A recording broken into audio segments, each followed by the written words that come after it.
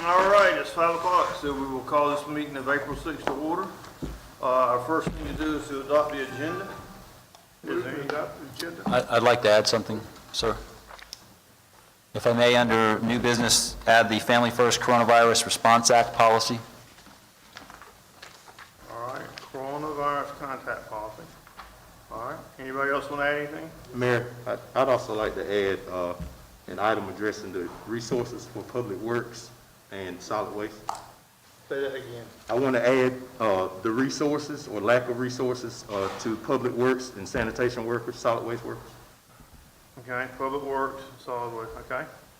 And then Councilman Wentz? Yes, I'd like to add an item pertaining to COVID-19. Okay, and you want to add something to COVID-19 as well. Well, why don't we do whatever Tim said he wanted to do with COVID-19, then we'll do your COVID-19 while we're on there, and then we'll catch you after those two. Okay? Yes, sir. Is that good?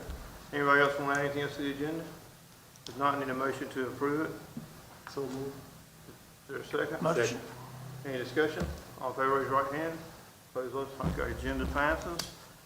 Next thing to do is the old business, public records policy and procedures. Ron, are you handling that? Yes, y'all may recall last week I sent you an email, maybe the week before last, Tuesday, 3/31 was when I sent it, explaining the two statutes and then the sort of the inconsistency between the statutes as to whether or not there can or cannot be charges for what we considered extensive requests. The governor has a policy to charge for an extensive request. Most of the folks, whether it's the school of government or the governor's office, feel like an administrative fee for extensive requests to be charged. The governor suggests 4 hours of time, and after that they would charge. There was the question about whether or not the time that I take to review it could be charged. The school of government folks, their opinion is they don't think so. Other lawyers that do the same kind of work that I do, that are contract like myself, not an in-house attorney, they feel like it can be, because the way the statute reads, it says if it's not a charge, it would otherwise not be incurred. Because, so that's the way that position is. So at this point, there's no case law interpreting it to tell you which way is the best way to do it, the only way to do it. I laid out 3 suggestions for y'all to consider. I laid them out in order of saying, obviously, the safest one is number 1, as far as it being challenged in court. So until it's challenged in court, whatever policy you put in place, you're not going to have a definitive answer. But you can put that policy in place and enforce the policy, whichever one you decide on. The second one was, the first one was not to charge. The second was to charge for only those requests to be deemed that are deemed extensive. You can use the governor's guidelines and say 4 hours worth of time. I think that'd be consistent with the governor's office, which if they've made that decision, for state agencies, it sounds like that was well thought out.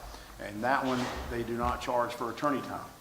So then the third option will be charge a fee for both administrative time and attorney time for extensive requests. So the most challengeable one, obviously, is the third one.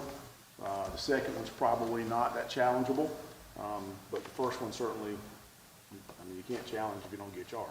You don't have anything to challenge. So that's up to y'all. That's your 3 options as to what you can do. Wish I had a case or something I could say, hey, here's what the courts have said, but there's not one that's interpreted, so I can tell you that. And you do have 2 statutes that are inconsistent. You have one that says separate the information, you can't charge for it. You have another one that says, but if it's extensive, you can charge if there's extra supervisory time and other administrative time required to separate it. So that's the problem and why the guidance is mixed. All right, so Ron has given us your options. Does anybody have a thought, staff, whatever you want to do? Can I just intercede one last thing? City manager gave y'all a proposed policy last time. The only thing that would really have to be changed in there would be that paragraph where it talks about whether or not there's a fee to be charged and how much. And I think it says, what, $33 for 157? Right. Yeah, that's on the second page, special service charge. So really, the other parts of the policy are consistent with what the statutes say as far as what can be and how the process is going to be handled as far as in-house goes. But the special service charge will be the parts y'all decide how you want to handle that particular sentence in that paragraph.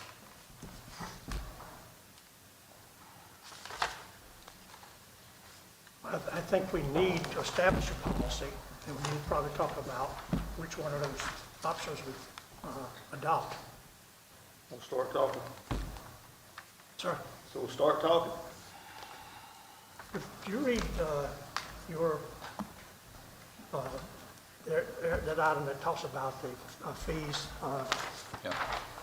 Okay, so under Special Services Charge, North Carolina General Statute 132, Tax 6.2 Bravo, authorizes public agencies to charge a special service charge for requests involving extensive use of information technology resources or extensive clerical and/or supervisory assistance. If a request will take more than 4 hours, the city will charge a reasonable fee, $33 to $157 per hour, in excess of the initial 4 hours, to search, locate, collect, sort, copy, and prepare the records to be produced. A cost estimate will be provided to the requester, and approval and payment will be obtained prior to responding to the request. If costs exceed the estimate, the requester will be notified, and additional approval and payment will be obtained prior to completion of the request. The 33 hours is based on the clerk's hours and the average IT hour, cost per hour to do the work of finding that information and reviewing it, and the 157 is the current attorney's fees. Currently, the attorney is reviewing 5 to 8% of all the requests that go forward. But we're saying we're just gonna do the $33 and not the attorney fees. Or No, that- no, that- this is from 33 to 157, that's what this says. This is Which if would we cover adopt.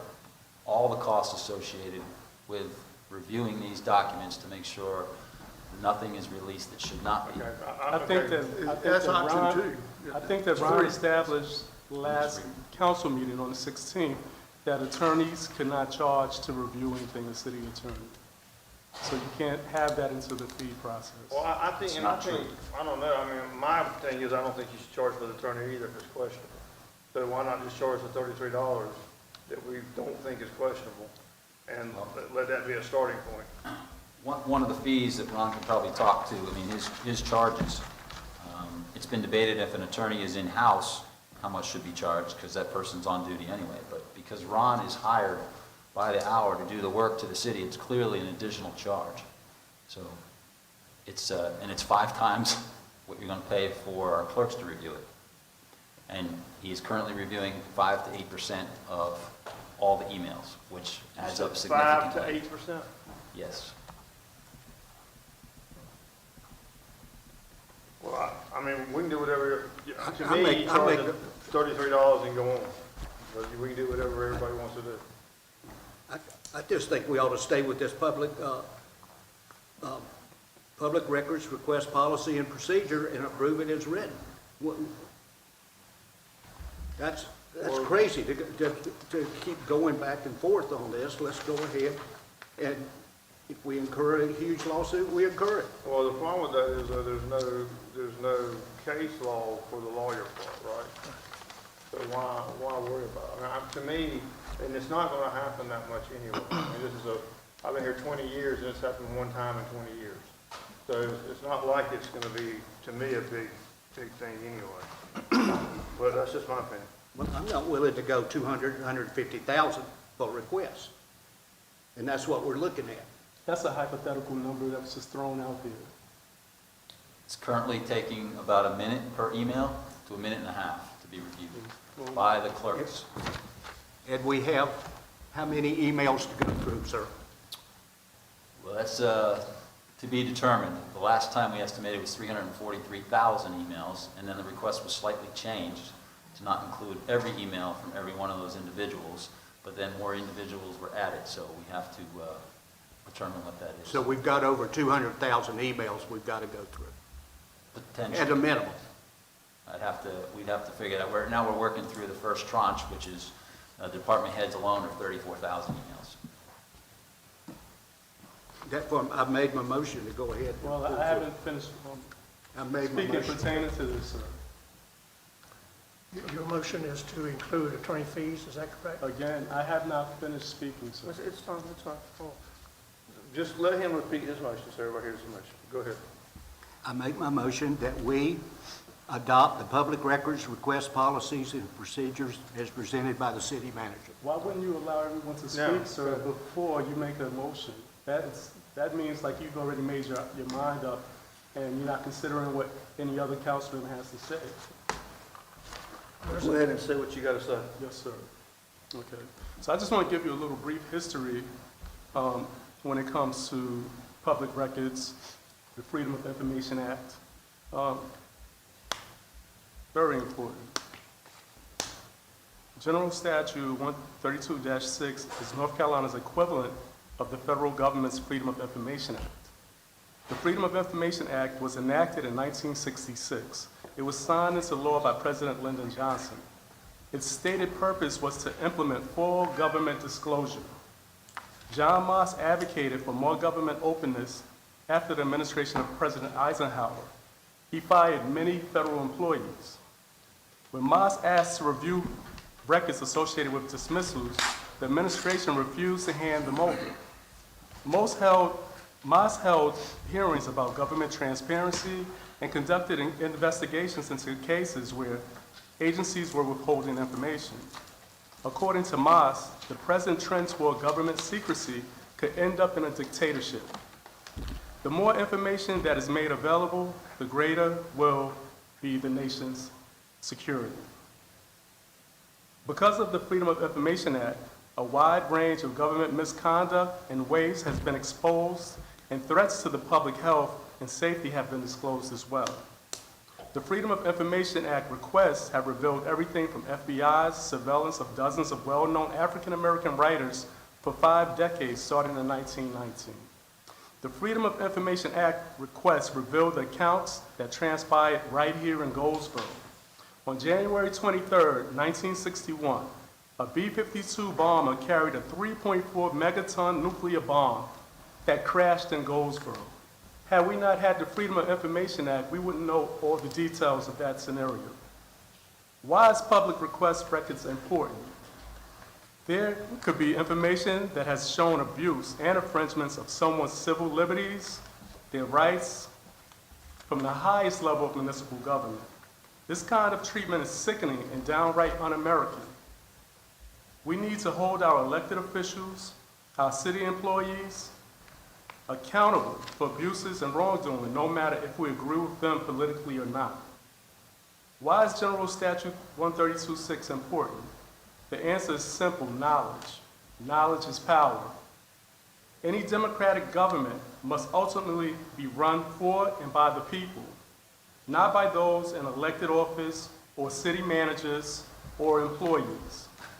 Without mechanisms like General Statute 132-6, politicians, employees might be more inclined to abuse their power with the knowledge that their actions could be kept from the general public's eye.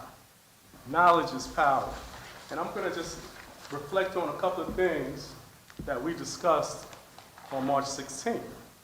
March 16th, we had Attorney Lawrence. He discussed 136-6 and B, and stated some of these things. Public records policy changes. Public records policy changes, has there been constant record requests that put a demand on the city of Goldsboro? And if it has it been 50, 100 requests per month? That's the question that I have for the city manager. Because in my opinion, it's no epidemic. And maybe I shouldn't use that word, but it's no sense of urgency when you have 1 or 2 individuals that are requesting information that you change the whole policy. My concern are we doing this because of the request? Is it because of who made the request? That's the question that I have, and I'd like to have answered. Is it who made the request? Because if it is, who's made the request? And now, are we using these charges as a tool to retaliate against citizens that we may not like or deem as troublemakers? Our city manager added costs that would include our city attorney. We know that according to North Carolina General Statute 132.6, that cannot be applied. We also understand our tax-paying citizens pay our employees' salaries, and paying additional money to our city employees would be troubling and could be viewed as a double pain to our citizens. As council members, our duty should be first to preserve the rights of our citizens. This council has not been shown that we have this epidemic, if I could use that word again. At our March 16th council meeting, it was stated that 3 cities have additional fees. We have hundreds of cities in North Carolina, and most of the cities in North Carolina, they follow the North Carolina Municipal Clerk's guidelines. And in those guidelines that the municipal clerks use as item, North Carolina General Statute 132-6, municipal clerks, they follow the standards of the North Carolina Register of Deeds guidelines when charging fees. The first paper copy is $5 each, and additional paper copy is $2. Is that correct, Ms. Melissa? I'd have to look at that.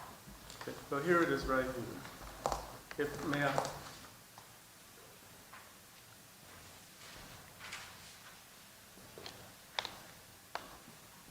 I have it highlighted.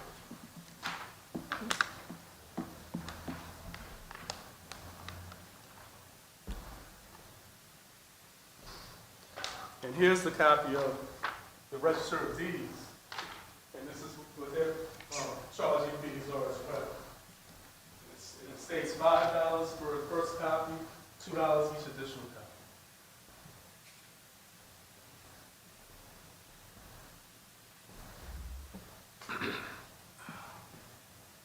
You got more? Are you finished? I'm almost finished. Okay, that's fine.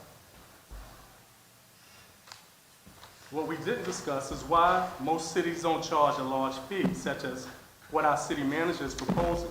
I consulted with professionals and other city elected officials, and they stated they don't do it. And they don't do it because of potential lawsuits. That would allow anyone to take the city to court, and most likely they will win. And we will have to pay damages. I've had people come and request information on me. They requested information as far back as 2014.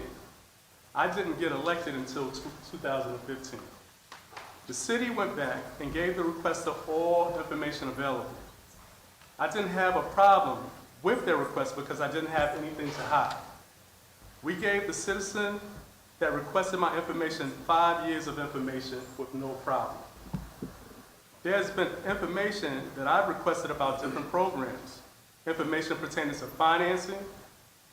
These are things that I've asked for months ago and have yet to get them. Why? In changing our public records request policy, we must be very careful not to give the perception that we are a city with information to hide. My duty as a councilman is to preserve the rights of my constituents and citizens throughout Goldsboro. I received an email from a citizen, and they are against this policy fee.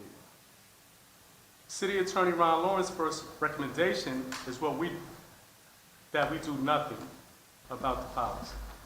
By law, North Carolina General Statute 132-6. My question is, what law supersedes North Carolina General Statute 132-6? This would send a terrible message to our citizens by approving this fee within our records request policy. This because of the request of whom requested the information. We shouldn't be here to retaliate against anyone. North Carolina General Statute 132 was enacted to protect our citizens from corruption and mismanagement of resources. What concerns me about this policy, there could be information that was sent via email that is inappropriate or personal. All employees should understand the city's email policy. At the end of our email change, it states, pursuant to North Carolina General Statute 132, public records, this electronic email message, and attachments hereto, as well as electronic mail messages that may be sent in correspondence to it may be considered public record, and as such, are subject to request and review by anyone at any time. So if we're gonna change our policy here, we don't have the authority to change the policy that our municipal clerks abide by. So, May I respond to your fees? This is talking about here just providing copies. paper copies. Yes, sir. Yes, paper copies. But that's We what's, currently that's, only charge $25 per page. yes. If- For copies. Yes, ma'am. But that's my concern. We're only charging for paper copies. Emails, we're in a digital age where we can email information and it doesn't take. And we do that. Yes. If someone asks that we do that, we don't charge.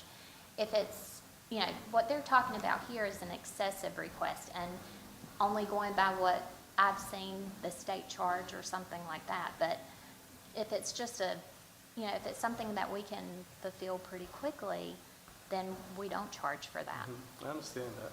But my concern is this, and my suggestion to the city manager is that instead of taking all this energy to try to change this policy that some would look at as being discriminatory, I suggest that we follow back up with our employees and let them know, again, you should not be emailing any personal information out. You shouldn't be doing that. This is business only. And if our employees are doing those things, you don't have to spend so much time and energy to sort things out. So I just hope that this council can understand that this was set here for a reason, and it was set for transparency. Now, when you charge somebody fees like that, what happens is you're trying to make someone feel as though it's going to be challenging to get information, and I just hope that you can understand that. I did a lot of research on this. I called a lot of people, and it's just wrong. Other cities are not doing this. So I have a question. With the current requester, were they notified that there would be a cost involved before you guys started the work? So if we're trying, so No. if we don't have a policy that charges, right? So was that person notified that there could be a potential cost for the request? Yes, They were. in person. Now, we wouldn't charge for that history. If you all decide to enact this policy going forward, is what would apply. We wouldn't backdate any costs. It would be my recommendation. And can y'all hear me pretty good with this mask on? I also have a email that I received from Miss Alicia Pierce today that I kind of went in detail on. I think we also need to include the exemptions and denials of ascertaining a public record, and they're spelled out as this. Communications about claims against or on behalf of the government body, communications about claims against or on behalf of the governmental entity the government body represents, communications about the prosecution, defense, settlement, or litigation of judicial actions, administrative proceedings, or other proceedings to which the government body is a party, and lastly, communications about the prosecution, defense, settlement, or litigation of judicial actions, administrative proceedings, or other proceedings which directly affect the government body or which may directly affect the government body. And these are the denials and exemptions recommended by the UNC School of Government. So I think if we interject that in the policy, people will know before they ask for a record what they cannot get. So that will eliminate a lot of confusion on that. And that's from the School of Government. Well, the Well, draft there shouldn't policy, be anything lists what they commingled. can't do. There Sure. should not be anything commingled, anything dealing with health, anything with your social security number. Right. None of that should be in there. Right. So it shouldn't be a problem getting information. We cannot allow these people that request information not to receive it, and receive it in a timely manner. Well, I didn't mention HIPAA. That's HIPAA law you're referring to. I'm talking about what I just spelled out about claims on behalf of the government body. That's on page 14 of the UNC School of Government. That doesn't have anything to do with what you just referred to. I understand what you're saying. You can't disclose HIPAA. I mean, that's a violation. We all know that, Social Security. But this is page 14 of the School of Government. I read the whole thing in detail, not, for that fact. But those are the main things that you cannot ask for, and it spells it out clearly. So if it's put in the document? It's in the draft I put forward. It says records exempt from public access, personnel records, criminal investigation records, attorney-client consultations, trade secrets, third parties, tax records, minutes of closed session, water and sewer bills, social security numbers, identifying information, economic development, personal records. Personal records as in personal emails. All right, so right now we've got a motion by Councilmember Broadway. We've got comments by Councilmember Williams, and anybody else got any more comments? I have a question for the attorney. The second option you gave, I think you gave 3, something related to the government's recommendations, the governor's recommendations. What was that one again? The governor's office has a policy that they promulgated which covers all state agencies, and they charge a fee of $18 for administrative time. That was in that policy. I sent you a copy of that policy, also attached to email. Yes, sir. So anything that requires over 4 hours of time is when that fee kicks in. And that's what they consider to be an extensive request, is when it requires more than 4 hours worth of time. Do they give any cost for printing copies? Yeah, you can do the printing. We charge you for the printing the copies. Most of the time, Melissa's responded via email, so therefore you just got digital, so she's not charged unless somebody comes in and wants paper copies. But if she can do an email, then of course there's not a charge for that. She just is to send them. So again, the issue is the extensive research and review, and that's where the governor's office said, we're going to say anything that requires more than 4 hours is considered extensive. Less than that, they don't charge anything. So this is the third option, right here. this That's the right. second option. No, that one is the third option, but if you take the This is the second third paragraph, that's the third option. You charge them for both. So if you're on page 2 and you go to special service charge halfway down, if you adjust that just to put a flat fee there, then you'd be like number 2 on my suggestion. So, Mr. Lawrence, so the governor's suggestion is just a suggestion. It doesn't supersede our general statute 132-6. His policy has to also be consistent with the general statute, because that is the public record statute. That's not a municipal law statute. So that general statute covers public record requests from any state agency, municipality, local government, county. That applies the same. So their office has applied that policy and come into their conclusion as far as what they've done. So if you ask for that and it's gonna go over the whatever period, they're gonna charge you $18 an hour. $18 an hour, is what you're saying. That's right. And they're already doing that today. Yeah, that's their current policy. Broadway, was your motion second? Well, No, my motion was not second. my recommendation is that we keep it as it is, the city attorney's first choice. I've made a motion. Mr. Mayor, I'd like to second Mr. Broadway's motion. All right, it's been seconded, Mr. Broadway's motion. Is there any more discussion? All those in, I just have a question. From what you said, the first choice, can you elaborate what that The means? first choice is that we keep the policy how it currently is. People have access to it as they normally do, without all these tremendous fees. We don't With currently that, have a this- written policy. It's just that because we've not had a request that's come in that's been this expensive. So it's not been an issue. So this is our initial vote on making a policy. Never had Yeah. 200,000. That's right. So the question then was, do we need That to, is not when true. that came in, That's a number city that's- manager said we need to make a policy. Because we have stuff like this coming, we need to have a policy in place. We've never had a policy in place because it's like the mayor said, now I've not been here with the city 20 years. I've been here You have had previous excessive requests, as I understand it, right? That I don't know. Melissa can answer that one. But I'm saying one this big, the mayor had said hadn't had one this big in 20 years. So that may be why another policy hasn't been put in place. well, certainly that we haven't had one with all this discussion. True. I mean, if she could have been in there working on something, I wouldn't know it, but, you know. I'm sure that when these statutes were initiated, there was no such thing as email and text messaging and all that. So, that's an antiquated system too. But you've got a motion and a second. Yeah, right now we got a motion and a second, and the motion is to charge from $33 up to $157, for the information, depending on how much excess it gives. All those in favor of the motion? Can I say something? I apologize. Go ahead. Well, we must understand, we had at our last meeting on the 16th, I asked the city manager, was this just for citizens or for everyone? And he stated, everyone. That should be troubling to each and every one of us, because we're here elected by the people, and if they need information and we have to go back 4 years, 5 years, how are we gonna handle that when someone says we gotta pay $33 an hour?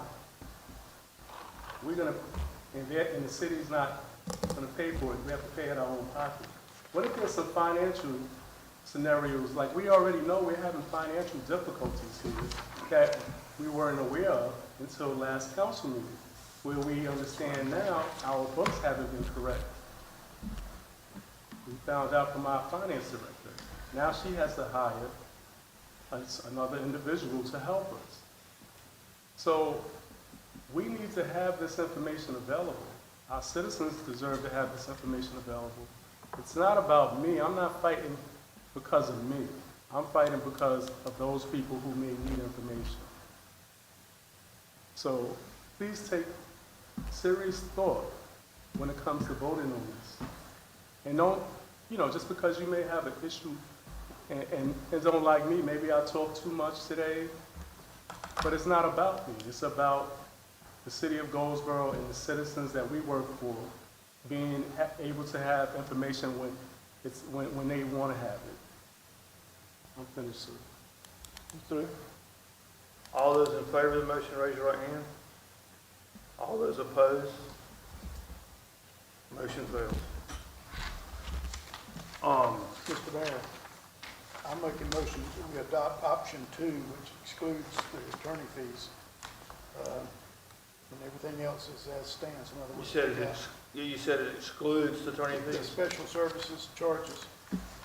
Well, let's charge a rate. Just pick your rate, $33 or whatever it is, so that we're not having to go through all this again. It's still a lot of money.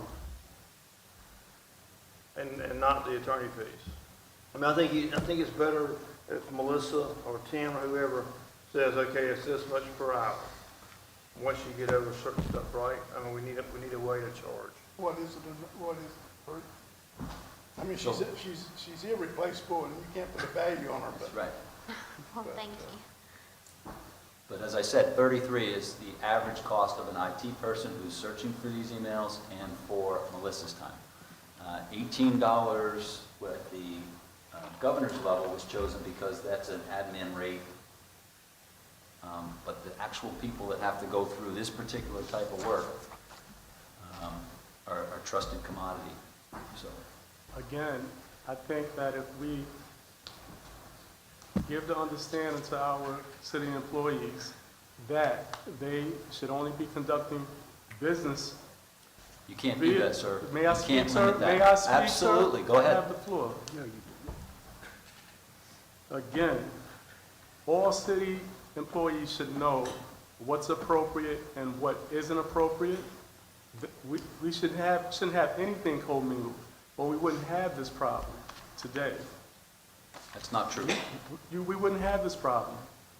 If You we- cannot limit So I just want to, that email. state, $33 an hour is double charging our citizens because we already have IT that's getting a salary. They're getting a salary, just like our clerk is getting a salary.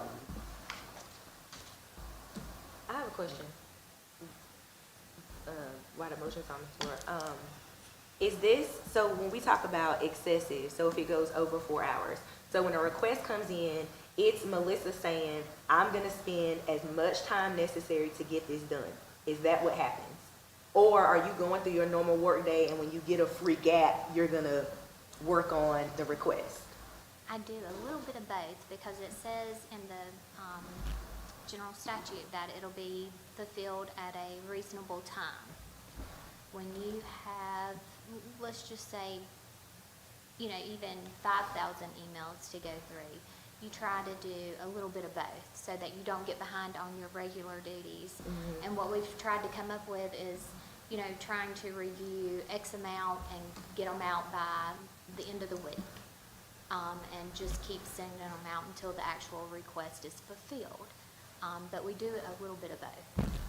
So I only asked that to ask this, are you saying, okay, I took 30 minutes, let me write down 30 minutes? Yes, I ma'am. spent 15 minutes, I spent 15 minutes. Yeah, I have an Excel spreadsheet that I keep up. All right, we got a motion. Did we get a second? I to- second. We got a second. Any more discussion? All those in favor of the motion, raise your right hand. Opposed, like sign. All right, that motion carries. I'm opposed. You're opposed? Okay, well, it still carries, so we're still good. Okay, I think it was 4-3, Melissa. That's what I saw. I mean, how do you pay the clerk and you don't pay somebody else for their work? I I'm think it sorry. should be all in that. We're paying them, it's just that we're paying them out of the general fund. Right, but it's not, I'm talking about as a reflection right here. You're eliminating the attorney fee, but you're still including the other fee. It seems like it should be all or nothing. Well, because the attorney fee, there's no statute for the attorney fee. We're arguing it, we're creating a statute anyway because there's nothing that's really there. So since there we're is. creating it how we want, I'm thinking, why would we not include the attorney if we're paying, if we're charging someone? Well, number one, the state policy that we're sort of modeling after doesn't charge for attorneys, right? And number two, Ron's just told you that charging for attorneys will be questionable because there's no policy, there's no court case. So what I'm trying to say is, just to keep us out of all that, let's just get a basic fee when it's excessive and move on. Motion passed. All right, we'll move on to, Kim, do your corona that you were going to do first. Yes, sir. So the Family First Coronavirus Response Act is a federal policy that pays sick leave and emergency FMLA.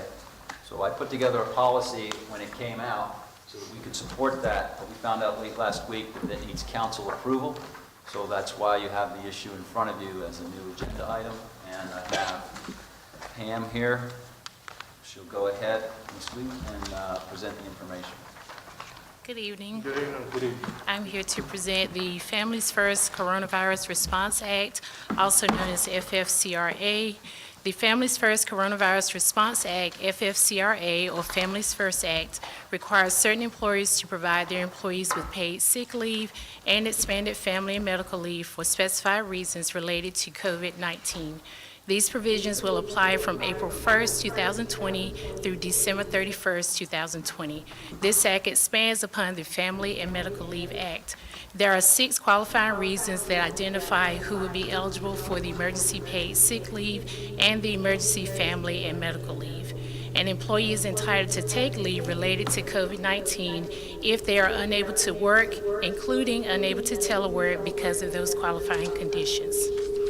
Generally, employers covered under the Act must provide employees up to 2 weeks, 80 hours, or a part-time employee's 2-week equivalent of paid sick leave based on the higher of their regular rate of pay or the applicable state or federal minimum wage, paid at 100% for reason 1 through 3, up to $511 daily and $5,110 total, 2/3 for qualifying reasons 4 and 6, up to $200 daily and $2,000 total, or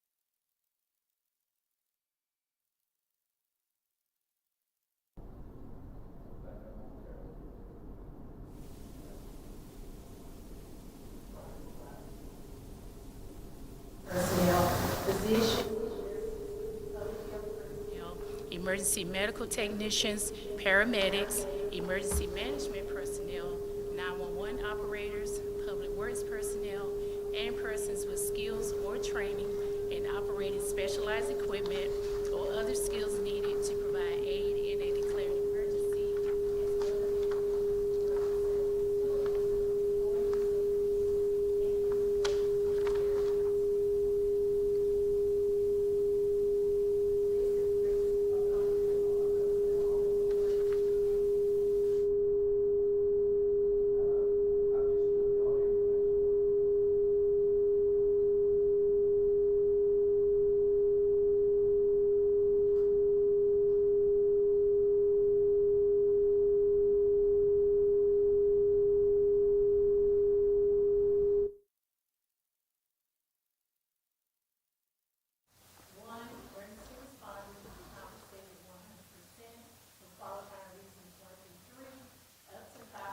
$11 daily and $5,110 total.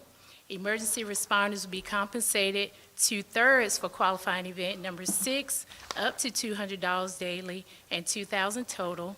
And emergency responders are excluded from coverage for emergency paid sick leave for reasons 4 and 5 and the Emergency Family and Medical Leave Act. Are there any questions? Any questions? All right, thank you. Thank you. Thank you. Any action? I move that we adopt the Family First Coronavirus Response Act for the city of Goldsboro. Any discussion? All in favor, raise your right hand. Opposed, likewise. Motion carries. All right, now, Councilmember Williams, you want to do something about COVID-19? Yes, sir, thank you.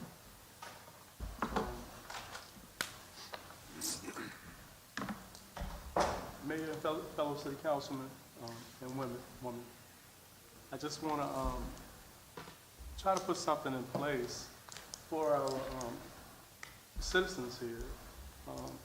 The economic stimulus plan. We know that the government is putting a stimulus plan together, Small Business Administration. However, it falls short on a lot of things. So what I'd like to do, with the help of the council, the city manager, and our employees, let me read this to you. COVID-19 has affected all within our country and our city. There will be much hardships, and each and every one of us has the obligation to help our city. We took an oath. We have locally owned businesses within our city that rely daily operations, and unfortunately, because of COVID-19, it has affected them. We don't have a city without our small businesses. This is a crisis. We have constituents that trust us and expect us to lead. This economic impact can cripple our city, and these are our partners, and as such, we should ask, how can we help? The city's budget could take a hit if local businesses shut down and leave. I think collectively, we can work together and plan how we can best help our citizens throughout all of Goldsboro. With the guidance of our mayor and council members and our city managers, I'm confident that we can put our heads together and create solutions.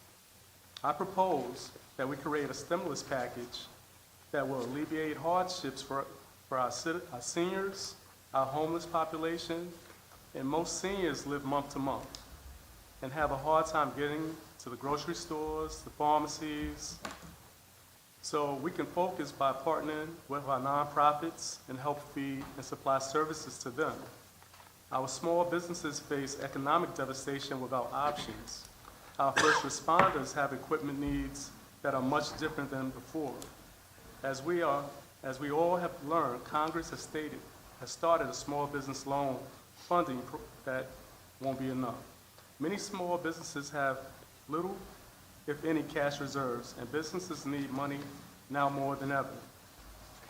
The COVID-19 virus is real, and collectively, I believe we all can be the blessing that our community needs in these trying times.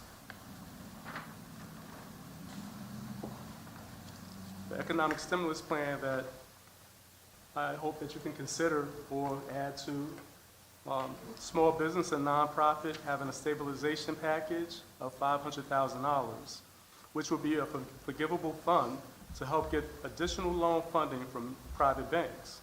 The city of Goldsboro, $500,000 could be used as leverage to acquire $1.5 million or $2 million in private banking funds. Loan not available to franchises or chains. The second option is a zero-interest forgivable loan program with the amount of $250,000. This loan would help businesses that have under 50 employees. Qualified business types are as follows: barbers, daycares, retail shops, salons, restaurants, and catering companies.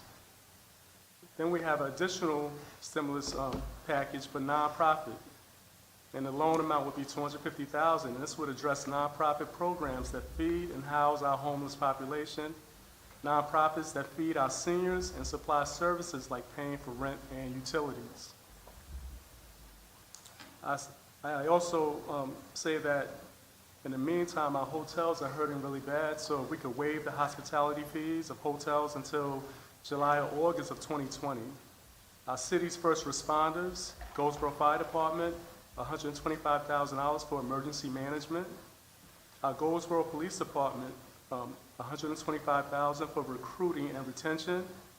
And also Wayne County 911 operations, a sum of $125,000. Our Information Technology Department, $50,000 for equipment such as laptops.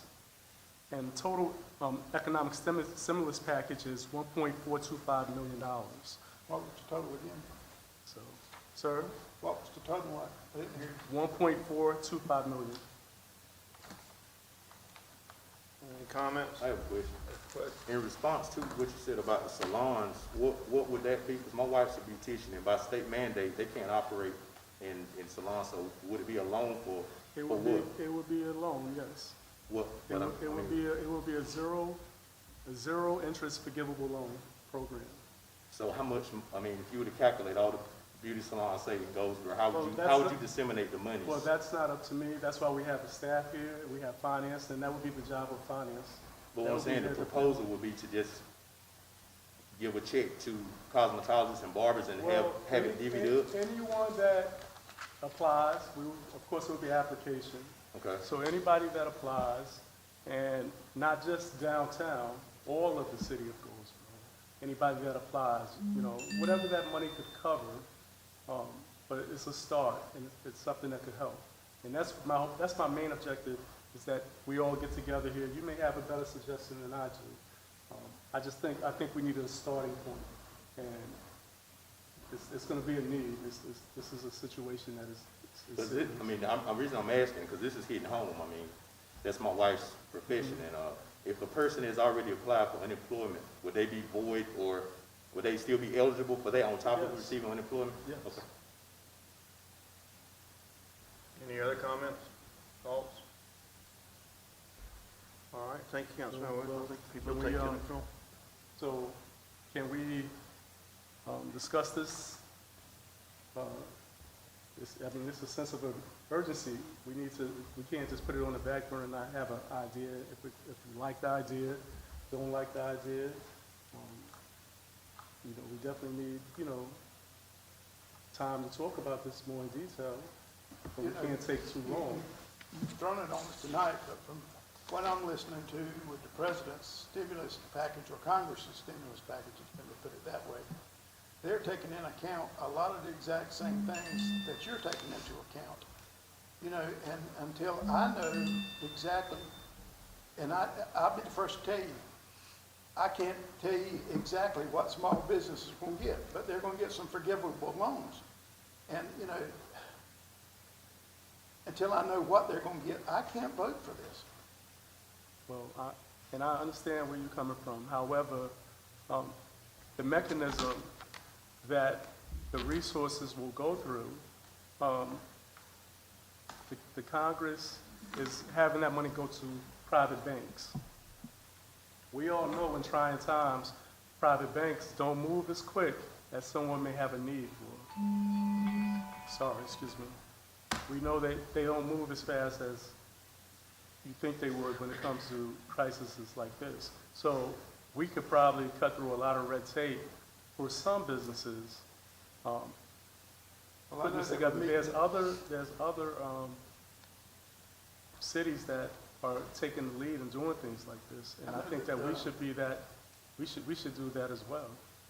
I know the federal government was meeting today with the major banks to see if they can't speed up the process. And they know that the banks have been slow about, giving out these loans. But hopefully with the meeting today, that they'll be able to speed that up. And again, to me, it's like I'm putting 1.47 million in a pile right here, and I don't really know what it's going to be effective at. Well, it's And going I to don't. It's going to be effective for our fire department, our police department, 911. Even though it's a county entity, they help us tremendously.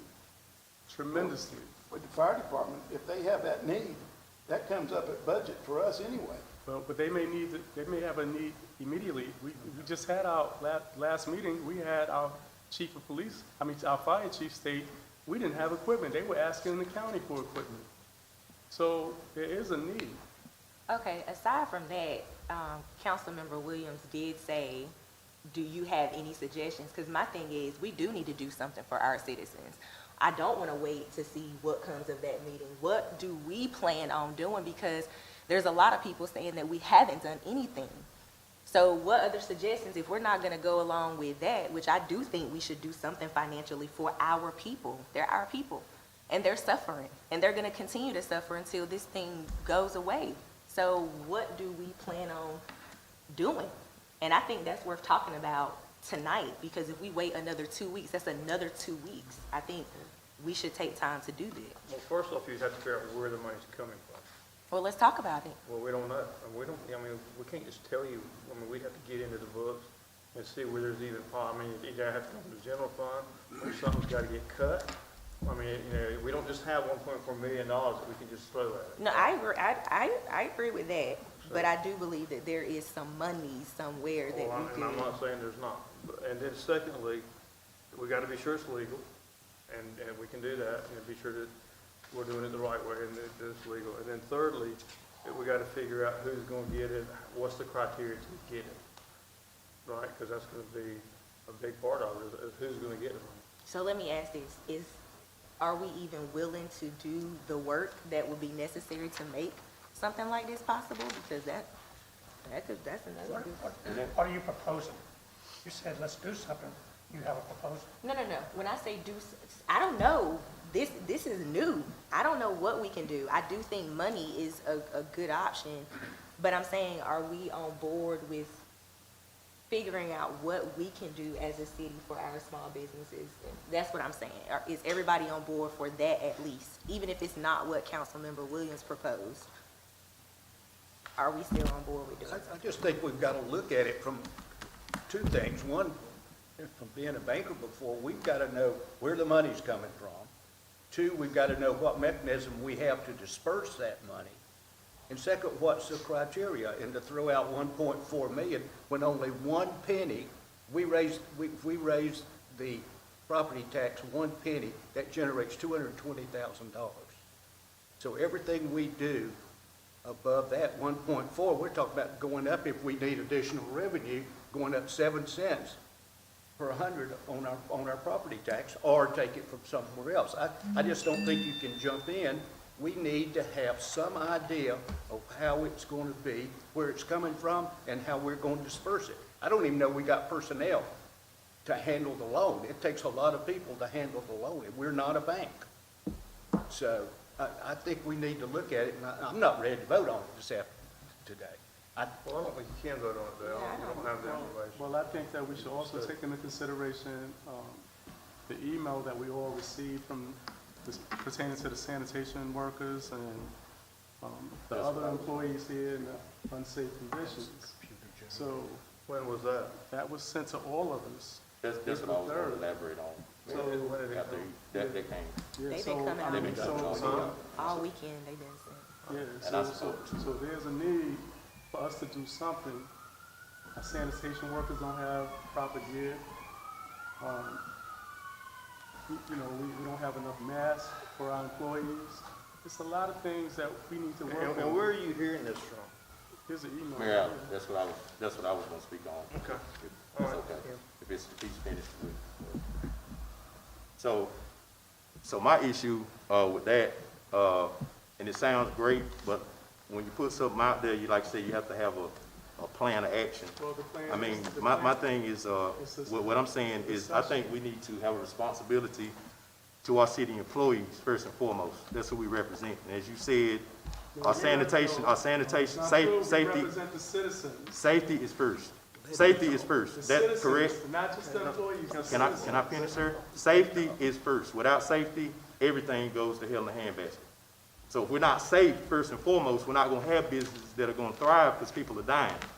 So safety is paramount to anything. In my line of work as a fireman, I can't speak of being a restaurant owner. I can speak of public safety. Safety is first. These guys are out here in the front lines they have to take a class on bloodborne pathogens every year as city employees. One of the words is pathogens, which they encounter every day. They just had a guy die, as you read the email, in Raleigh. These guys are scared for their lives. They use canvas cotton gloves. As you said, they don't have proper PPE, and their life safety is more important than a loan. My wife is a hairstylist. I would love to get some of that stimulus money in my household to help pay some bills. But these guys that pick up our trash every day and encounter bloodborne pathogens, needles, one of the guys contacted me, he got pricked by a needle. A cotton glove is not going to suffice in the wake of a pandemic. Their public safety is first and foremost, and that's what I think we need to look at first, public safety. I mean, a loan is a great option, but these guys on the front lines, when we're sitting in bed in the morning at 6 o'clock and hear a trash truck dumping trash, guys getting off the back picking up trash, they're on the front lines. They're often looked at the bottom of the totem pole, but their public safety is more important than a stimulus package, in my opinion. Well, sir, That's just my opinion. I agree when it comes to our city employees, they should be protected. I fought before you even became a councilman. I fought for our sanitation workers. I fought for them to get higher wages. I fought for them to have protective equipment when they were getting pricked by needles, so you don't have to go there with me. But it I came- know what time it is Nothing came when in it comes fruition. when it comes to our employees. Protecting them on top of a stimulus is all I'm saying. I'm not saying to do one and not do the other. So I hope that you're not presenting that like I don't care about the employees. I care about the employees wholeheartedly. Well, the first thing to do is, Tim, if you would have your people check through this, how much is true, what's not true. Okay, so the email that people are talking about, I checked with IT, it looks like it's computer-generated email. And they may be finding these email addresses out there on the web someplace and sending it from that. I can't say I never contacted one of those email addresses back, but, you know, there's some issues and concerns associated with the Raleigh case and other things like that. So our sanitation workers, you know, right now, masks and gloves are a priority for the people who are coming in with contact with the virus every day, the healthcare workers. It's come down from the North Carolina state level as to who has priority for this kind of gear, and it's not the sanitation worker, okay? If you're the sanitation worker with a mask on and you're wiping it and taking it on and off every day because of the heat and stuff like that, you're more at risk for wiping your face with that stuff. If you keep your hands away from your face, that's what's going to prevent it for the most Well, degree. my thing is, number one, we want to be sure that we're providing what we're supposed to, what we need to provide. Number two, we want to communicate to them, right? I don't want them I to think we haven't don't heard give any a crap. complaint from my chief of police or chief of fire department Okay. about that personal protective. Well, how about your sanitation folks, public Well, works? I haven't heard about that from Rick. Rick, you got, he's here if you want to talk to him. But I just sort to of just to clarify before he comes in, to address Councilmember Williams, I'm not saying that you're taking one for the other. I'm just saying to prioritize safety over that. And before we go into what he has to say, from what Ms. Pamela Leak's presentation just said, it includes emergency responders, and it says includes public works and public utilities personnel in that same statement. So are we contradicting that they're not at the same level as what she just said? Because she said that the emergency responders includes public works and public utilities. So they should all be privy to the same resources as far as minimal public safety PPE. That clause is really about who can take advantage of those emergency leaves, Right, but okay, as it states, it kind of puts them in the same category as far as for that purpose. for that purpose. So they're eligible as far as the monetary, but as far as the physical interactions with hazard, it's different. Yes. Okay. Yeah, but we should I still think be doing whatever we can to protect our employees, I mean, at the end of the day. I think at a minimum, we should make the gloves available. Yeah. They can use them if they want to, or they can't use them, or don't have to use them. And you provide an N95 compliant mask if they want to use it. Rick, you want to talk, it looks like? The gloves are available. In fact, just last week, we did change our operations. In past, we've had, with the rear loaders, 3 personnel get in the cab at a time. We no longer allow that. We actually have a separate pickup, haul that third person from neighborhood to neighborhood. There was some concern as this went on and on about potential, can we get masks? And the people in the rear loader, the 2 on the rear, were the ones that had the concerns because they do grab the cans. I have 6 that are on the rear loaders. I pulled out 40 masks last week and made them available to them. I hadn't heard anything else from them since that. I talk to the supervisors and superintendents on a regular basis. Every morning I walk through, because this can be psychological. I try to stay in tune. I ask people, how are you doing? How's your family doing? Are you feeling comfortable with what we're providing? I get no complaints. In fact, I went this morning, it's Monday, and pulled 2 more cases from the warehouse, 40 more masks, and have them in my office right now, readily available should somebody come in and say they have concerns. I will give them to them. So I don't know where the concern as far as, I don't think there's any concern coming from Public Works either. We're doing everything we can, and it's not just the sanitation workers, it's all of my staff, the distributions and collections, building maintenance. We're all out and about every day, and we're taking the precautions. The biggest thing you can do is not touch your face, wash your hands, keep the distance, and we're doing it, we're practicing it. None of my crews are riding more than 2 in a vehicle. It's taking longer to do stuff. We actually sent a message out through Latoya telling the citizens that it may take another day to get to your refuse or your recycle. Please bear with us. We're doing everything we can to continue the service as effectively as we can, and also protect our employees. That is number 1. And we're doing with the resources that we have, we're doing the best that we can.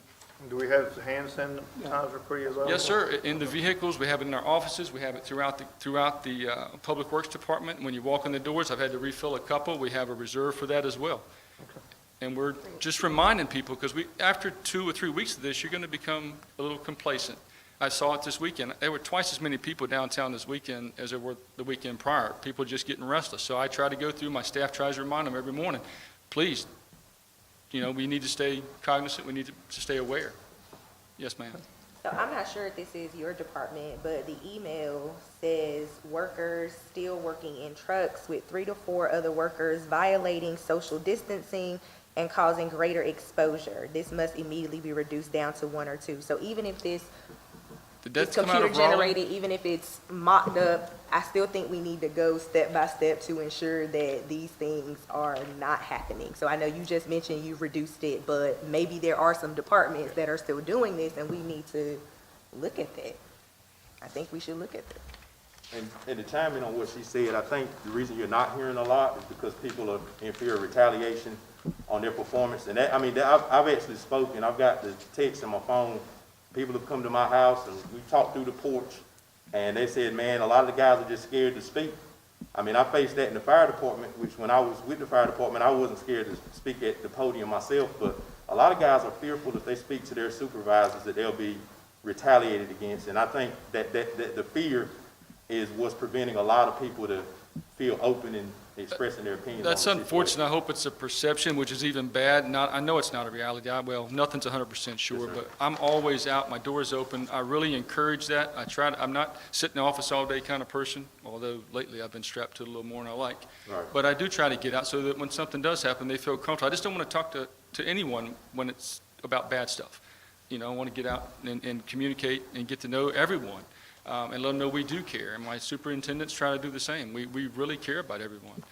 So if that's even the perception, it's unfortunate. We do everything we can, not just now, but throughout the entire year to try to dispel that. But you may have a few that always may feel like that regardless. And that's unfortunate, and we fight it any way we can. Thank you. Thanks, Rick.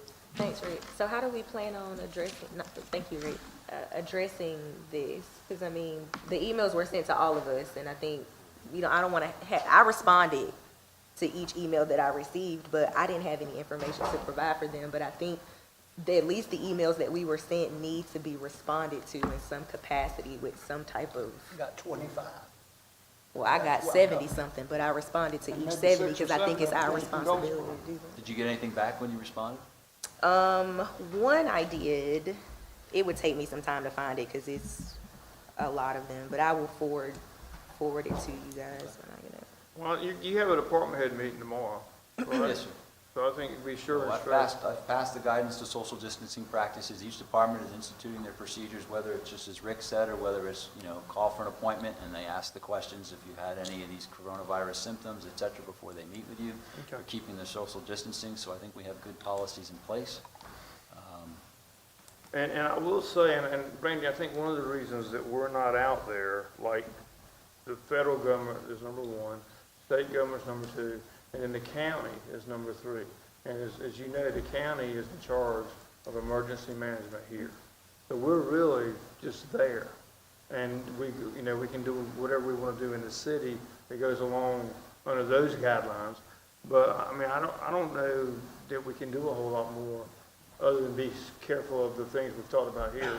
I don't know that we can do a whole lot more. I really don't. And I just want to share, this is the text that I received from one of the guys I've been talking with over the weekend. They actually have a petition, a bit.ly, about Goldsboro's COVID, and some of the mandates of what they're requesting is double time hazard pay, provide paid leave for all workers until crisis ends, PPE including N95 masks and gloves, disinfect all workspaces every 30 minutes, staggered shift schedules, no worker should be punished for calling in sick, updated definition of essential employee, creating rotating A/B shifts every other week without loss of pay, free COVID-19 testing, which that's a federal thing anyway, notification of infected residents on routes, and that may be a HIPAA violation, and free child care while schools are shut down. And that was another thing that kind of relates to this also with the essential workers and the daycares that are open.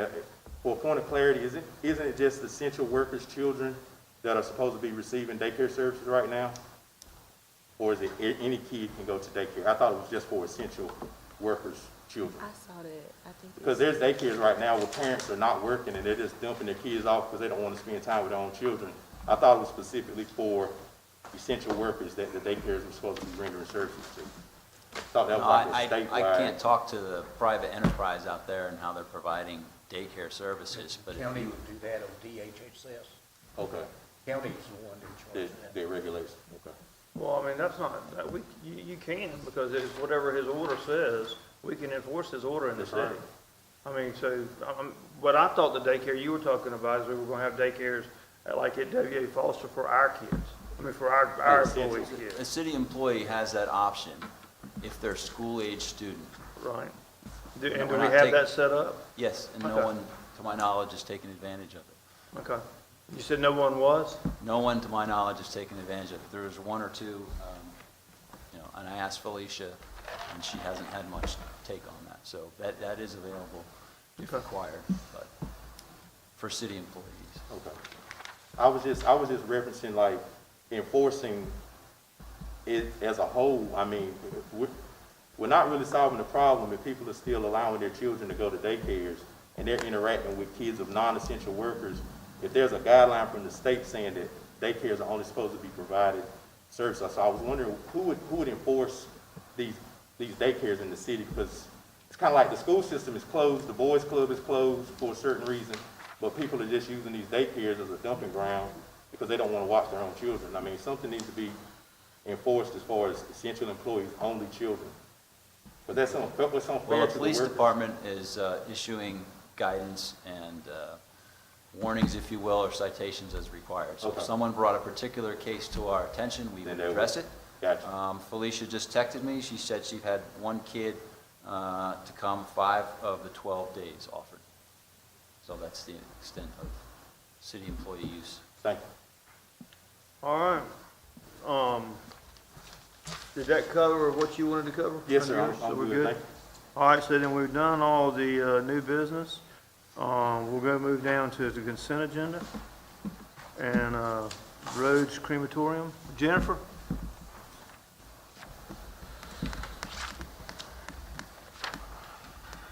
Good evening, Mayor and Council. Good evening.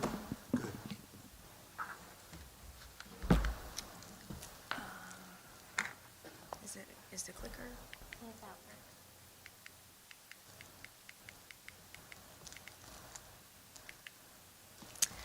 Item B is CU 220 Rhodes Crematorium. The property is located on the northwest corner of Wayne Memorial Drive and 8th Street. The applicant's requesting a conditional use permit to allow the operation of a crematorium. The applicant currently operates an existing funeral home adjacent to the subject property. In February of 2011, City Council originally approved site and landscape plans for Rhodes Funeral Home to operate a funeral home located on Wayne Memorial Drive. Now the applicant proposes to operate a crematorium in conjunction with the funeral services.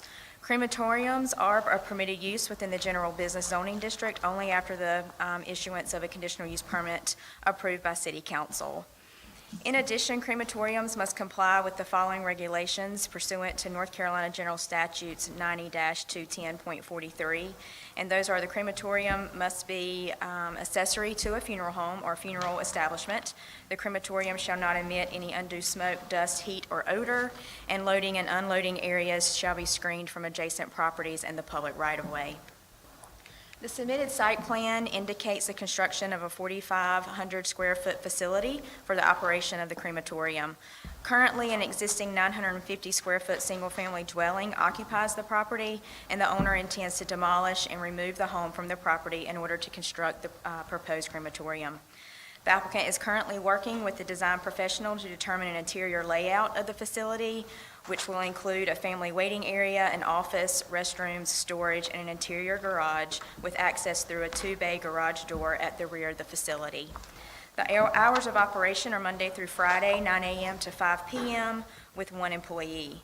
The developer has proposed one 26-foot wide driveway cut for the site along 9th Street, providing access to 2 parking lots at the rear and front of the facility. Another 20-foot wide access drive is proposed at the rear of the site for traffic circulation from the existing funeral home to the proposed crematorium. Parking, sidewalks, and landscaping requirements are all in accordance with the requirements of the Unified Development Ordinance, and stormwater calculations and drainage plans have not been submitted.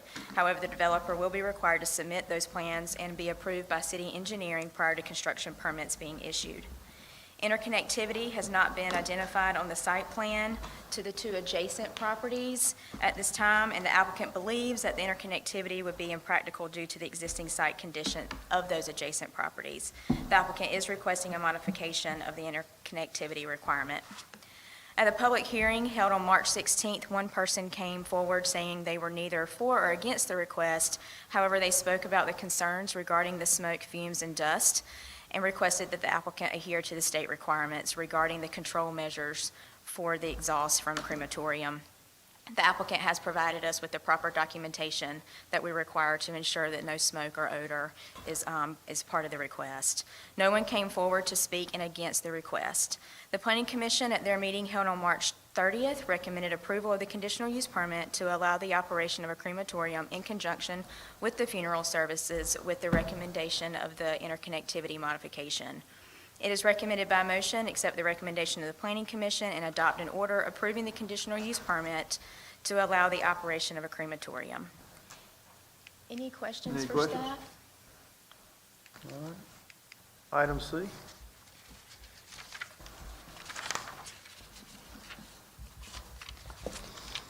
Item C is Z220 Simmons Business Park. The property is located on the west side of South George Street between Cola Drive and Wayne Avenue. The site is the former Pepsi-Cola Bottling Company property. On April 4th of 2017, City Council approved site and landscape plans for Green Tech to operate a multi-tenant facility to introduce and promote green technology to the citizens and businesses of Goldsboro and Wayne County through education, training, employment, and entrepreneurship. Since occupying the facility, the owner has had several inquiries regarding potential uses that are not permitted in the I-2 General Industry Zoning District. However, these same uses are permitted within the General Business Zoning District. Examples of those uses are automobile washing establishments, dry cleaning, laundries, and clinical, medical, and therapeutic offices. In an effort to provide additional opportunity and space consistent with the applicant's original request, the applicant's requesting a zoning change from General Industry I-2 to General Business Conditional District for the operation of a multi-tenant business park. Surrounding zoning to the north, south, east, and west, you have General Industry I-2. The applicant has submitted a site plan that indicates the use of the property as a proposed business park. The existing building on sites, or the existing buildings on the site contain 3 areas. You have an area designated for greenhouse, an area designated for classrooms and offices, and then an area designated for warehouse. If the rezoning is approved, the applicant intends to modify the classroom, office, and greenhouse spaces to accommodate uses which are permitted within the general business zoning district and compliant with the North Carolina State Building Code. At this time, there are no other changes to the parking or landscaping for the required site. There's no outdoor storage being proposed, and any outdoor storage proposed in the future must receive City Council approval. The city's comprehensive land use plan recommends industrial development for the property. However, the plan also states that the city may consider or support the rezoning of underutilized industrial properties to other zoning categories, which may be consistent with the plan's goals of business and industrial development. City water and sewer are available to serve the property, and at the public hearing held on March 16th, no one came forward to speak in favor or against this request. The Planning Commission at their meeting held on March 30th recommended approval of the amended change of zone request from General Industry I-2 to General Business Conditional District to allow the property to be used as a multi-tenant business park. It is recommended by motion, accept the Planning Commission's recommendation, finding the request consistent with the city's adoptive comprehensive land use plan, and adopt an ordinance changing the zoning of the property from I-2 to GBCD. Any questions? Jennifer, go back to the slide before, right there. Two points, I guess. The first one is, as a city, not just for this piece, but as a city, how much are we gonna let people develop in flood zones? Because that's gonna flood again. It's just a matter of it next year or 10 years. I mean, we don't know. But one thing I think as a city we ought to talk about is how much development we're gonna let people do in flood zones. Correct. Because, you know, we're the ones that gotta go in and kind of look at them. The second thing is there is a lot of outside storage in the back of that place. There are people, they got all kinds of equipment back there, and all, yeah, it don't look anything like that. So just know that they are doing outside storage. We'll work with the applicant on that, and we'll touch base, and obviously indicate to him that he needs to remove those sort of things with the, assuming you approve tonight's rezoning. But I do think it's a bigger subject. Sometime we need to talk about what we're gonna do, because we've got a lot of flood areas, so Sure. what we're gonna do in them. Okay. Any other questions? Okay. Item D.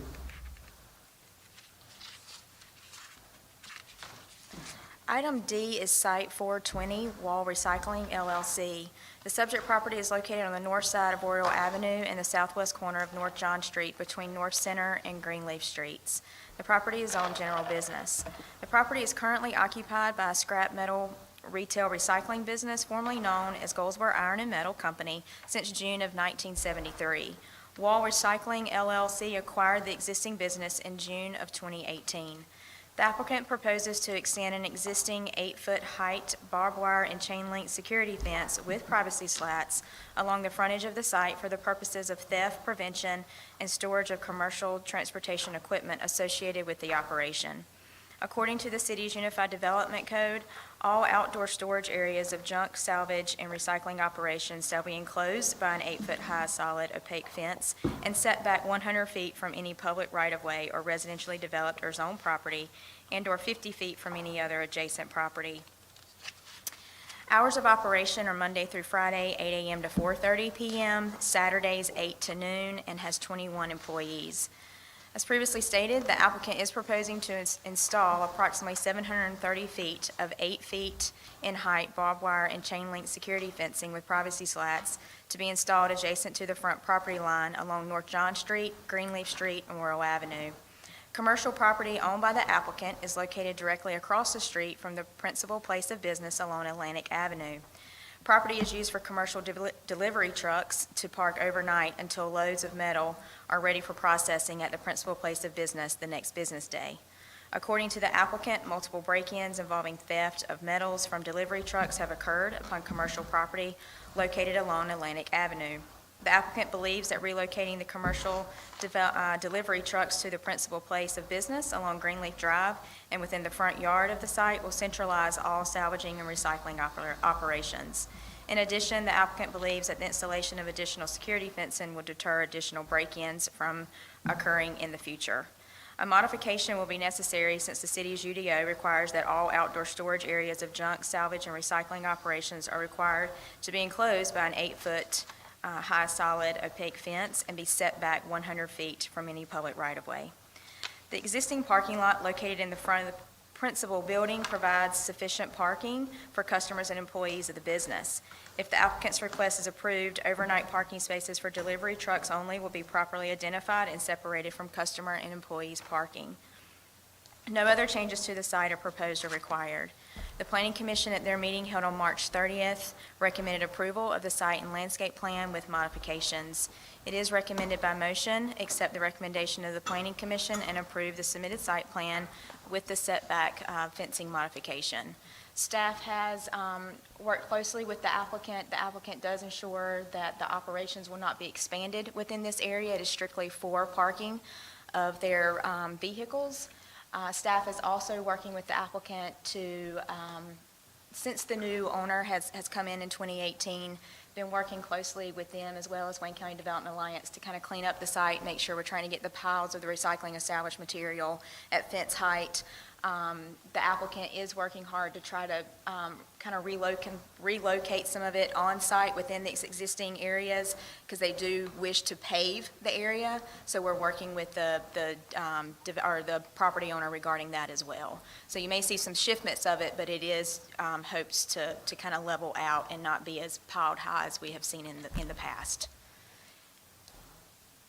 Any questions for staff? You can see now the front where people do park, so we're hoping to screen some And so of there's that. gonna be a fence all the way down right there? All the way around, but we will, the setbacks, we're working with them on the setbacks of that. Typically, the setback is 100 feet from a public right-of-way. We know, that's the request for the modification. It will be closer than that, but we will make sure that site distance triangles and things like that are What about taken landscaping place. the fence, the outside? There, we have not talked about that. Well, I'm just telling you, that place is a disaster. Yes, it is. It's a damn disaster. And it's been a disaster. Yes, it is. We've talked about it and talked about it. You go around it, there's piles, you can see them coming into Goldsboro. The roads around there, they're always tracking mud out on those roads. I mean,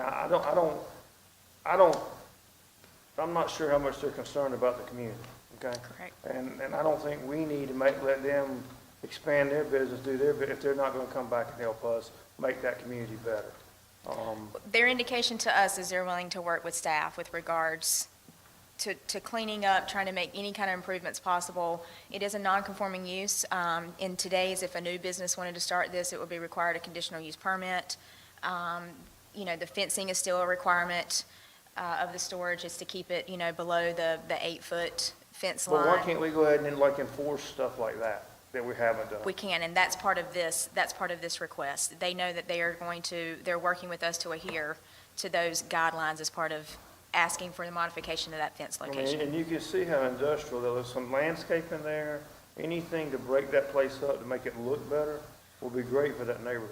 We can work with them with regards to street trees and some low, shrubs or something on the outside of the fence and see if they're willing to do that. 12-foot bushes would be better. Do what? 12-foot bushes would be better. Yeah. I mean, it's an eyesore that's encompassing District 3, and you can see it from District 1 and from downtown. I mean, it's just such an eyesore, They have a fence there, but their recycled materials go stories up. 3 times the fence, Yes, or whatever it is. so, I mean, I really hope that they're willing to do some things to improve I it. mean, my thing is, Jennifer, I'm almost worried about if we approve it, that they're gonna do what they want to, and it's nothing enforceable. I mean, I kind of think this is a situation where you give and take, personally, I don't know. I mean, do you feel good that y'all got a good relationship working with them? I am, and our office has been working closely with Tiffany Creech at Wayne County Development Alliance as well with some of the concerns. And, you're welcome to pull it from tonight's if you're not comfortable, and we can go back and talk with the applicant, and I can address some of the concerns that were brought up tonight, and we can bring it back at the next meeting. Well, I don't even know if the applicant knows our concerns or not. I mean, because if you said they just bought these out of We have had conversations with them because your concerns were staff concerns. Do what? Your concerns were staff concerns, so they have closely worked with us as well as, like I said, the Wayne County Development Alliance on shifting some things around and getting those piles more in line with the requirement of maintaining them at the 8-foot fence height level. Because my main concern was if we approved the fence, that they were going to expand their operations, and then that was going to require a different outcome with regards to how it would go along getting the approval. If they were looking to expand operations, it would have come before you tonight, or it would require a public hearing, and we would do a conditional use permit. They've stressed to me that is not the case. It was strictly for security of their vehicles. But we can work with them. I feel confident we can work with them to get the piles kind of to go down. I think their location and the way the elevation and things look, you're going to still see the piles. There's not but so much we can do along Worrell Avenue because you're dealing with the railroad right-of-way. So the fencing location on Worrell Avenue will obviously be offset. We have to keep that out of the railroad right-of-way. Again, it's just working with the applicant and if not, we can ask to, we can go within some enforcement measures and have fines applied if they do not work with us. I think we should take your suggestion and pull it off until you have an opportunity to just, talk to them and tell them what our thoughts are pertaining happy to to. that. Jennifer? Yes, sir. A couple of comments. Actually, just a question to you. The setback from the street itself, I know there's right-of-ways and so, or either, how far is that fence from the actual street? We're going to make sure we clear site distance. I have not given them a specific setback yet. Our ordinance requires 100 feet, but we know they want it closer than that, but we were going to have to offset it with regards and look at, there's not been a survey done, but we're going to require that so that we can see that site distance triangles are clear for traffic purposes. Over the past 4 or 5 years, I've had several opportunities to go there and do business with them. And I'll speak to 2 things. One, the fence, there's a lot of traffic that goes by that location, coming off of Royal Avenue, going down towards 117, 70. I'm concerned about an 8-foot fence with slats in it, for lack of a better term, creating a possible safety hazard if it's too close because of traffic jump. Now you can see what's coming from either direction you happen to be going to. Right. And I see that as a concern. The second thing, I can attest to the fact, as the mayor said, and you said, I believe, that yard in the current state creates a lot of dust, it creates a lot of mud, and I believe you spoke that they have been discussing paving, is that correct? Correct. I would like to see them do something to minimize or abate that dust, mud situation. Any other comments, Lawrence? Councilmember Williams made was that a motion or a suggestion? A suggestion, but I'll make the motion that we take off item D, site 420, until Jennifer has the opportunity to discuss some of our conversations with the owners. Does the rest of the council want to do that? I said that. Yeah, I go along with that. Okay, all right. So well, Jennifer, but what would be cool is if we could have an action plan from them of this is, you really need it on a drawing on a piece of paper and have it, and this is what they're going to do if we do that, right? Okay. Okay. All right, so we're going to, well, I've got a motion and a second to remove item D. Any discussion? All in favor, raise your right hand. Okay, we removed item D from the consent agenda. Item E is street dedication, Harry Alley. Yes, item E, street dedication, Harry Ivy Drive. The proposed street dedication is located on the north side of McLean Street between North Oak Forest Road and Country View Drive, and directly behind Deacon Jones Ford, Honda, Nissan, and Kia dealerships. The right-of-way width is 60 feet with a length of roughly 1,000 feet in length, and the proposed name is Harry Ivy Drive. On February the 2nd of 2015, City Council approved a 4-lot preliminary subdivision plat for Harry and Molly LLC, which included a 60-foot wide ingress, egress, and regress easement at the rear of the subject property. The property owner has now submitted a plat which would dedicate the existing 60-foot wide ingress, egress, and regress easement as a public street. The local street has a 60-foot right-of-way with a 37-foot back curb, 24-inch concrete curb and gutter, and 5-foot concrete sidewalks on the south side of the street. There is also an existing 8-inch water line located along the south side of the drive and would be included in the proposed new 60-foot right-of-way. City engineering staff has certified that all streets, utilities, and other required improvements have been installed in an acceptable manner and according to the City of Goldsboro specification and standards. It is recommended by motion accept the recommendation of staff and approve the street dedication for Harry Ivy Drive. Any questions? All right. Item F is the amendment to the water sales agreement. Thank you, Jennifer.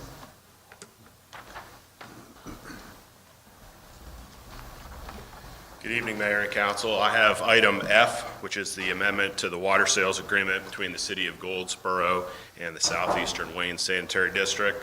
On September 8th, 2009, the City Council approved the water purchase agreement between the city and Southeastern Wayne Sanitary District. Section 2, paragraph F of the water purchase agreement states that Southeastern Wayne Sanitary District agrees not to sell water to any of the city's water customers unless it has been mutually agreed upon by the city.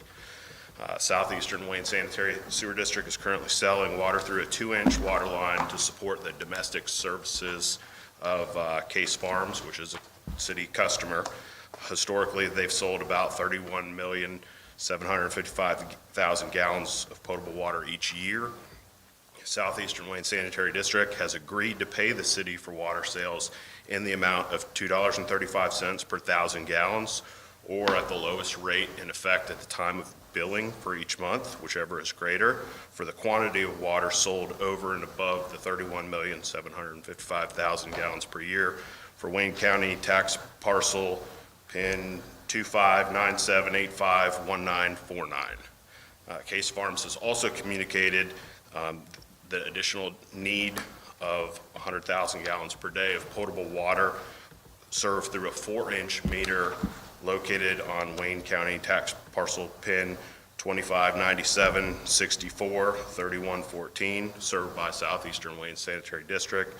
The Sanitary District shall pay the city an additional amount of $1 per 1,000 gallons over and above the city's normal billing charges in effect at the time of billing for water sales to Wayne County tax parcel PIN 2597643114. It is recommended that the City Council approve the attached resolution authorizing the mayor and city clerk to execute the amendment agreement between the City of Goldsboro and Southeastern Wayne Sanitary District. This resolution shall be in effect April 6, 2020. Any questions? Comment? I have a question. So, I know me and Councilmember Polak kind of came in when this was being talked about in December with some of those amendments. So I just want to know, is this the best deal for the city and what we have going on versus what it was before to bring us to an amendment? So it's the best thing for one of our largest regional employers, and we can help them out. We're also currently going through a rate study. So I agree, up until we get the results of the rate study, this is our best solution. They'll pay the current rate that they pay, and that rate is expected to go up as we move forward with the rate study. I have a question. Is there a jockey pump between our section and theirs, and if so, who's responsible for the maintenance if something were to go wrong with boosting the water pressure? I don't know if you're familiar with the area, but we supply so much pressure to Southeastern Sanitary District in our agreement, which is a minimum of 35 PSI. Okay. Per the regulations, we only need to provide a minimum of 20 PSI to Case Farms. Yeah. And with some of this additional demand that they need, we're not able to meet the volume and PSI. Okay. So I think that's why Southeastern, whoever they are, at the top of Case Farm, they've got a booster pump right there. Gotcha. And we feed the booster pump. Feed that. Yeah, and then they booster it booster up and send it. So that's where all this came in. Gotcha, Well, we were paying. gotcha. All right, Any questions? thank you. Thank you, Mike. Thank you. Item G, Melissa. Mayor and council, there are currently vacancies on the Historic District Commission, the Firefighters Relief Fund Board of Directors, and the Municipal Golf Course Committees. We believe that citizen involvement is vital to the performance of city government, and it's necessary to fill these vacancies. Applications were solicited from the public at large. The city council met during the work session on March 16th to review vacancies and applications received. With these appointments, one vacancy will remain on the Municipal Golf Course Committee. The following individuals are recommended for appointment. Ms. Donna Stevenson to the Historic District Commission. She's serving or filling an unexpired term. And then the Goldsboro Firefighters Relief Fund, we are recommending that Ms. Crystal Harden be appointed as a first-term appointee. So staff recommends that council adopt the attached resolution appointing these members to the Historic District Commission and the Goldsboro Firefighters Relief Fund. Any questions? All right. Item H is the formal adoption of the resolution in memory of John Bell. I guess I didn't do that right, so it's back on here or something? You read it, voted on? but we need a motion and a second. Okay. But it's good. I mean, we're good as long as I'm accepting. You are. Okay, cool. All right, so then next we got items requiring individual action, which we're just gonna wait until 7 o'clock to do. Next, I do need y'all's help though, under mayor and councilman reports. I've got about 4 resolutions or proclamations, and I get too winded to try to do them. Will y'all, well, you can see him. Christopher Sauls is an employee of Goldsboro for 22 years as a firefighter. Child Abuse Prevention Month, Week of the Young Child Proclamation, and Reentry Week Proclamation. So the question is, who will help me? Mayor, if I can, Chris was one of my colleagues, can I read? You hand that to him? I thought he was gonna say that. I got Child Abuse Prevention Month. I'll read it. I have to give you a little story. One time I was going to Walmart and they were collecting money for the child abuse, prevention. And so I gave them some money. So I go to Sam's and I come out and ask for, and they say, I've already contributed to child abuse. And you ought to see the look they gave me. I can see. Well, yeah, we don't have My to do, kids we don't may have say to it's read it, but true. how about Young Child Proclamation? I'll do that. All right. All right. Well, I don't even know who's got, hold on a minute. Young Child. There's a bill. Reentry is Antonia. Child abuse is Good, it's got big letters. Okay. I guess anything else? We'll just be recessed till 7? I do have a closed session item at some point, so if we don't do it now, we'll have to do it after the meeting's over. Well, is it gonna take more than 10 minutes? I don't have any idea. Well, Don't let's take do me it. but 5 to tell Do you. what? Won't take me but 2 to tell you about it. It might take y'all longer than that to talk about it. Let's go in, I'll make a motion, we go in closed session. All right. Is there a second? Second. And what for? Litigation. Litigation, okay. Litigation. There's a motion, a second, any discussion? What, are we gonna do paving? Everybody gonna do what? Are we gonna do the change order on paving? That's, individual action, so we'll get it during the 7 o'clock meeting. Oh, okay. Yeah. Okay. All those in favor of going to closed session, raise your right hand. All right, we're in closed session. I also